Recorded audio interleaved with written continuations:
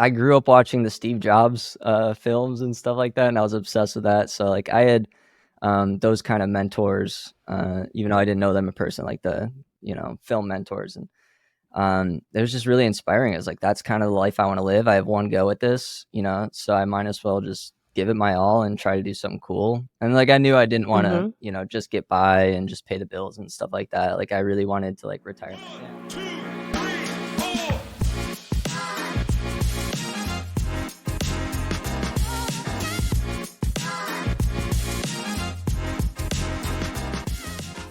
All right, welcome, y'all. We have Austin Eckman with us. Very happy about that.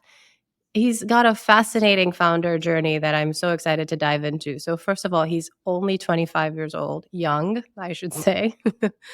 He started coding at 12 years old. He self describes as a robotics nerd turned entrepreneur. Today, he teaches circuits, coding, and basic robotics to students around the world using storytelling plus open source parts via inventor.io, which he started 4.5 years ago with only $2,000 in his bank account. This was practically his life savings, and he figured he might as well give it a shot. He could always go back to working in the factory. So I'm really excited to dive in and get to know more about your founder journey, Austin. I know that he also shared that he's been really tweaking and figuring out product market fit and just recently hit that. And afterward, now they're doing 5 million plus in revenues. So going to be really interesting as well to learn about their journey to product market fit. So happy to have you. Welcome, welcome, Austin. Thank you. Appreciate it. It was a solid intro. Great. So I want to start now. I've given your intro. I want to invite you to tell us about who is Austin in your own words. I just would say like probably a maker at heart. I just always kind of have a project I'm working on or two and dive deep into that. But yeah, just loving that. Love that. A maker at heart. And tell me a little bit about growing up. What do you think contributed to that? Also, where did you grow up? Yeah. What was your environment like? So I grew up in a little farm town in Michigan, known as Pickney, Mhm. Michigan. So I was really blessed to grow up there because we had an amazing robotics program at our school. And I thought like everyone had access to this kind of stuff, but really, they don't. So we had like these Fanic robots and stuff like that, but they were essentially a 4-year course, and they gave me like full access to play around with these robots and stuff like that. So growing up, I had this playground that I could essentially, build these robotic setups, and yeah, that gave me so much, looking back on it. So that's kind of what I wanted to recreate with Inventor, is giving that ability for people at home to kind of access to this technology and the education. And Austin, do you still live in Pickney, or where are you now? So I live in Florida now. I moved to where it's warmer. Oh, look at you. You went to get some of the heat. Well, that's fascinating because my older brother went to University of Michigan in Ann Arbor, met his wife there, and she has family in Pinckney. Wow. And I've been to Pinckney many times, and they're actually raising their kids in Ann Arbor. And so it's very close by. So I'm very familiar with the area, and that's so funny. And yes, it gets cold sometimes, right? Yeah. Like sometimes in the winter, sometimes. So I totally understand you go to Florida, but yeah, it's fascinating. I think my brother's kids they try to do robotics and like all sorts of things. And I think that area has amazing education in that front. Yeah. So very cool. The teachers were great too. They kind of let you just do whatever. Like if you, kind of had a path for yourself, they'd let you go. And, I kind of made my own courses up as well, and they were very supportive of that. So I think that's one of the biggest things shaping my childhood. And then as well, just being at home, my dad was a computer nerd as well. So I always had access to that stuff. And it really inspired me at a young age to start like learning it. So you started at 12 years old coding, and tell us, where did that take you through from then to starting Inventor? Yeah. So I thought it was going to be some quick, young prodigy thing, but I really just kind of was following YouTube tutorials to like build things at home and my own like Java applications and stuff like that. So it wasn't until like a few years later that I was, had opportunities to kind of do my first entrepreneurial thing, which is like programming for factories.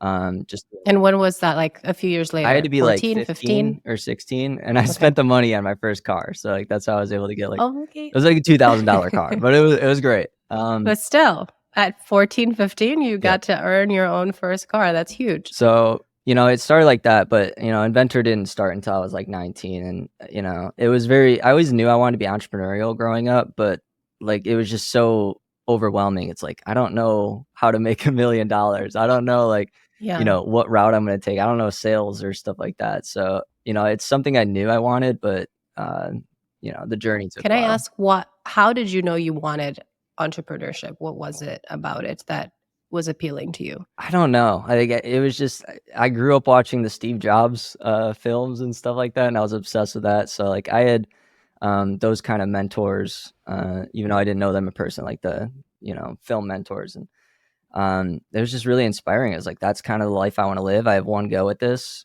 so I might as well just give it my all and try to do something cool." And, like, I knew I didn't wanna, Mhm. just get by and just pay the bills and stuff like that. Like, I really wanted to, like, retire my family and, have those big ambitions, and, um, so yeah. Yeah. Do you have any siblings? I have an older brother. Okay. And so I'm curious, where did you start watching Elon Musk documentaries while you were growing up in Pinckney?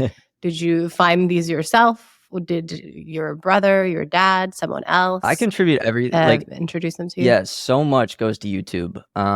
Like, I learned how to build my whole business, like, sales-wise from YouTube, and, all these great CEO interviews you can just look up on YouTube. So it was just a wealth of knowledge, and I think I learned from a young age. Because when I started programming at 12, I learned from YouTube videos, just following it, and then that kind of unlocked something in my brain, like, "Oh, I can watch this video and gain this knowledge." So it's like, "Oh, I can apply it to anything. I Mhm. can kinda learn anything from YouTube, and it's free." So What a great resource. Okay, so then around 15, 14, you started to get some first projects work yep. with factories and supporting them with coding, and these you would apply proactively to them, right?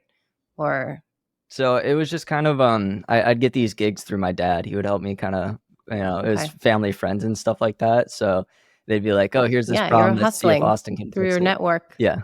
You were already networking. And then at 19, what happened? So that's when I dropped out. So that's, I was going to college for You dropped out of Michigan Tech. yeah, yeah. So I was going for computer engineering, and then I had one internship, kinda working the cubicle job, programming the PLCs at the factory and stuff like that, and doing the robotic stuff. But yeah, it just didn't, it didn't really do it for me. I was like, "This is kind of stale, kinda boring." Even though there's great opportunities, through all that stuff, that's just it clicked for me, like, "Hey, I need to do something else." I need to figure out how to start my own Mhm, business and go that route. mhm. And say more. So I know that at the beginning of Inventor.io, you had 2K that you put into the Yeah. business, but also when you dropped out, your family basically kicked you out and you had to stay on your friend's couch. So tell us more about what was going through your head, more Yeah. about this episode at the beginnings of I Inventor.io. think it was a really important part, because my parents were pretty upset, and it makes sense, right? Well, I was, like, 3 years deep Yeah. into college or so, and, I only had a little bit of time to graduate, but, um, yeah, my mom definitely did it out of love. She's like, "Hey, if you're gonna do this, you have to go and live with people that are also kind of, like, on their journey." So it was out of love, and that's where I Mhm. ended up. My one friend I knew online and through a Facebook group lived in Florida, so I just slept on his couch, and we just started learning, internet marketing just nonstop. Learning about funnels, learning about the sales stuff, learning ads. So that's when it really, started to click. Like, hey, this is a way to make money online. Yeah, it sounds also like you were voraciously improving your talent and skill set outside of the way that it was being taught in classrooms. And was it that the classroom felt very structured in a way that wasn't serving you, something else? Yeah, I just it When felt you say slow. stale. Like, to me, it just felt slow. It's like, oh, Mhm. I have to wait 6 months to learn this basic programming stuff that I already kind of learned on my own on the side. So it Yeah. kind of felt like, why do I have to go at their pace? And then I also like contemplated going for like a marketing degree, and I'm like, well, the best way is just spend money on ads. It's the best way to kind of get my marketing degree. So I went that route. And so you got started. I understand that you were iterating, testing, seeing what was going on. And this is basically your journey to product market fit. I want to talk a little bit about this because I think it's so important. Every founder goes through it. And I'm curious, What was that journey like for you? I know you started with one product that is now not what you're offering. You're offering 3 products now. So you can tell us more about the details, the journey, what lessons you feel like you learned for the benefit of other entrepreneurs listening. Yeah. So I first started drop shipping. So, it wasn't the most glamorous thing because, $2,000 budget, you can't afford, 100 grand of inventory in a fulfillment center at first. So Yeah. started that route, and I just got lucky around that time that ads were so cheap that you could kind of run an ad for like a decent offer and you'd probably break even or make a little bit of money. So back then it was just a lot easier. So I just found one offer, launched it after I studied funnels. I studied the marketing game a lot, and it started breaking even to the point where we could do. I think we did over 100 grand in sales our first month. So there was a lot of prep, and we definitely got pretty lucky. But that kind of gave me proof of concept. Now there was like 1% margins, so we weren't making bank. But I was like, all right, so if I can build my email list for free, Mhm. that's a huge win. So that was kind of the first iteration of it. We had a very basic kit, but we tried to pair education with it. And it seemed people were just buying for the parts and they wouldn't go through the education and kind of stick with our programs. So that's where it took years to figure out, but we just kept iterating until we kind of found something that people actually use our education and not just the parts, which also allowed us to increase the value of it, sell it for higher because there was a lot more value there. And then inherently run more ads and scale more. Was there a breakthrough point that or story that you can share? Sure. So from the beginning, we were kind of always building a Facebook group. And I think this is really important for every business is kind of build your community, whether it's on Facebook Mhm. or your own site or wherever you want your community. And yeah, just talk to your users. That's what we did for the longest amount of time. We just sat and talked to our users, like got on calls with them, like, very boring stuff that you wouldn't see a lot of our competitors doing, but they literally just kind of gave us the ideas that all we had to do is execute on it. And those ideas worked very well. And they're, making me millions now just because, I listen to the users, put their ideas into practice. They're like, hey, this would be cool. And then we work on it, release it. And yeah, that was kind of the, main breaking point that allowed us to create our product into what it is today, allowing us to scale so much more. It sounds like what you were doing was things that don't Yeah. scale at the Yeah. beginning, talking to all the customers, really understanding their Yeah. needs and listening to them, which is so important, so profound, and huge, huge tip for entrepreneurs, especially at the early stage, to understand what their needs are. How do you build a product that's 10x better than what they have today, that they're willing to pay for and will engage with? You keep saying we. At what point did the team grow, and where is the business now? So yeah, I brought my co-founder on about a year and a half after I started, and he kind of helped me launch this new version of our product that's doing really well. So that was a huge, huge win. But now we're up to about a dozen people between our fulfillment centers, our partners, and then we have a bunch of agencies we work with to do like the video production side of things. So Mhm. about a dozen people, but I wouldn't be able to do it without them. I mean, they're pretty much Yeah. running the business now. It's great. I wanna ask more about the structure of the business today, but first, maybe give us a run through. I know you have 3 products. You have an intro course, a 30-day challenge, adventure kit too. Yep. Do you wanna tell us a little bit about what you offer? Yeah, so that's pretty much our value ladder for now. We just have like a free just pay Mhm. shipping offer, which you can get people in the door, and it's like a $10 offer. But we have a whole course that goes with that. It's based around hardware programming, so you can learn how to use this little credit card size computer and be able to kind of create your own at home projects. Or there's pretty much infinite use cases for these boards, which is kind of what we try to stress through our storytelling. So then the next thing is the 30-day challenge that, gives you more parts, gives you the circuits, stuff to work with, the LEDs, the switches. So over 30 days, we challenge you to essentially there's a storyline that goes around it where you crash your spaceship and now you have to repair the ship in order to get back home. So they're doing stuff like fixing the lights in the cabin. They're, doing the switches. They have a security system. But yeah, you learn programming and circuits the way through it. So. And then, yeah, Adventure Kit Uh, 2 is kind of the more advanced one, which is like you're defending your home against the AI apocalypse. So we're going to that as well. that sounds fun. Who's your target customer slash and then who are the folks that tend to purchase Yeah, so we with you? mainly built it for kids and for college students, but that's not who's buying it all. It's retirees actually. We have a majority of our users are retirees at home that are just, they want to keep their brain active. They want to build things. They might have done this in the Yeah. career or something similar. So um, that's pretty much majority of our community. That's so funny how you think you're building it to teach kids coding and robotics, and it turns out that retirees who love engineering are the ones using Yeah, it. Do you feel like you will continue to tweak the product to target them more, or you wanna still certainly. also get Yeah, okay, so so you're gonna yeah, we're gonna niche out soon. So I'm working on like watchmaking kits. Like you can like build your own wallet kits and just all these different maker stuff that you can do at home. Just building a project with your yeah. hands for a few You hours. should get one for my husband, please, because he likes making and tinkering, so I'll make sure he talks to you, and we can keep him Oh yeah, busy. That'll be great. Wonderful. Okay, so I wanted us to see how with the structure of the business today, so you mentioned about 12-ish people, y'all have 3 product lines, yep. you're considering niching down further, and what are your revenues now? It's just over 5 million a year. Tremendous. Congratulations. And how is your team run? Like you are as a leader, how are you thinking about the way you run the company? Well, it's always changing, and it's especially changed up recently because we were very much an online business earlier this year, but now we're switching to kind of being an in-person business. So I'm kind of Mhm. relearning how to lead the company.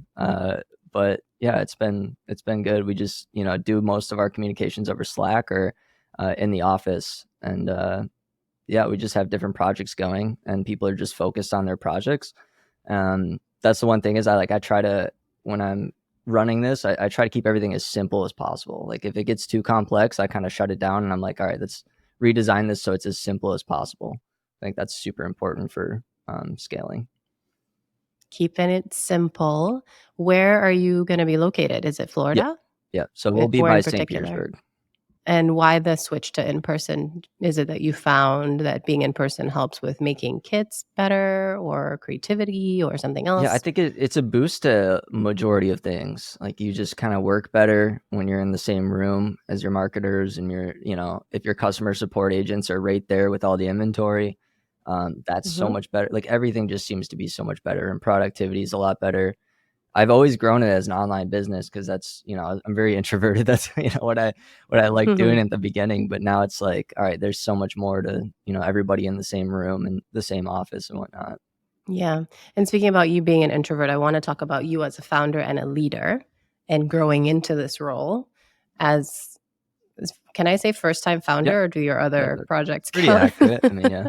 Great. Right. And I'm so curious, what do you feel has stretched you the most in the journey that Yeah. you've taken? And Well, I never wanted to be the CEO. I never wanted to be the founder. I always kind of wanted to be the second or third person in command because that's just where I felt comfortable. But I knew mm, once this opportunity kind of started happening that it was like my responsibility to get up and serve and to lead the team. So it's been a journey. It's been tough. It's definitely not the role I expected to be in. I was expected to be like the vice president or whatever. But yeah, it's just there's this one saying I heard that like once the mind expands, it's super hard for it to go back to the way it was beforehand. So like once you start seeing what's possible, and then you start seeing like how you affected somebody's life and how you taught like a kid programming for the first time, and his face is all lit up. He's like, "This is so cool!" Like, it's hard to not want to scale this as hard as possible. what do you feel these days, right now? You're transitioning to in person, you are relearning, managing folks. What do you feel like these days you are working on personally as a founder in your growth? I'm doing a lot of education versus building, which I'm very blessed to have the team that I have that they're doing a majority of the building.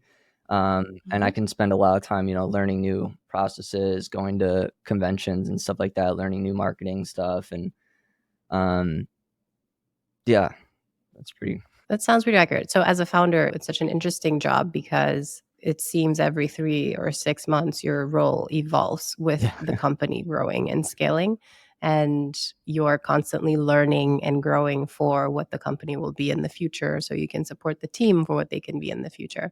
So it's very normal. I would say it's funny, I think the main job of a founder is to learn well and mhm. to hire well Oh yeah, because oh yeah. you're just constantly evolving. So it sounds like you're in that process. So more power to you. Let's transition to your personal life outside of being a founder, or just Sure. like more holistic. you're more holistically. I'm curious, how do you design your life today? Meaning work, personal finances, play, health, relationships, things like that. How Yeah. do you think about what's important to you? So I'd like to be more disciplined. I always try to, schedule out my days, but I always fall off on the schedule. So I've tried really hard to get on a schedule, but it doesn't really work for me. But I do, for sure I work out every day. That's been one huge change in the last year that really helped me scale my business even further. Hmm. Just kind of taking discipline over my health. I've always been a couch potato, always been the skinny kid. So this last year has been great for that. So I've been really into like biohacking, the very novice version of biohacking. But so I try to do red light therapy. I got the cold plunge on the way. I have a sauna that, sauna's been amazing for that. But yeah, it's really just between, I spend a little bit of time on the hobbies. I spend a bit of time on health every day. And then the Hmm. rest is education or executing on building. And then I try to schedule things, but my schedule always falls off. Yeah. Why do you feel like it falls off? Um, I want to say it's because I lack discipline to keep it, but then also like I really don't lack discipline. So it's like it's a weird. Um, I don't know. I just always feel guilty when I miss something by a few minutes. That's like, oh, now I should be eating at this time, and it's like I miss it by a few minutes. So I I feel like I just don't want that extra guilt. I'm like, Yeah. I'll eat, around this time every day, and that kind Right. of helps me go a little bit more. Yeah, it's interesting. Depending on the personality, like what you just described, can be a thing where it's like if you're not hitting 100% of your goals, they become more Yeah. frustrating to you than serving to you. And so just working on that. I think what I'll offer is we are human. We are not robots per se. And so we're not 100% perfect. We work within some margin of humanity. And if it's useful at all, it's more about how can you think of what's the level of training that I fall to, Mhm. meaning I intend to eat at this time usually of Mhm. day. I intend to work out this many times a week slash at this time, and I do these other biohacking things that work for me, like sauna or cold plunge or whatever. I spend time with friends generally. And if you hit that 80% of the time, you're doing wonderful. And it's great to have those serve you in that way. But if you don't hit it 100% of the time, it feels like you're just human and Yeah. normal. Appreciate that. Of It's kind of course. And then I want to end with Austin, what does success mean to you these days? It's always evolving for folks. So it's always wonderful to hear what their current definition is. Yeah, for me, it's being able to spend time with my family and friends, and kind of be able to serve a lot of people. And I mean, it doesn't have to be a lot of people, but be able to serve people and then be able to spend time with my friends and family. Um, the financial side, like as long as I'm paying the bills, I don't care. It's great to keep scaling that. It just means I served more people. But yeah, it's just the ability to serve would be success. And with that beautiful note, it was so great to have you and Thank get you. to know you better, Austin. Thank you so, so much for coming. And I'm looking forward to staying in touch and seeing you continue to serve Thank you. and grow. Appreciate you. Thank you for listening. Don't forget to subscribe. And if you like what you hear, leave a review and share.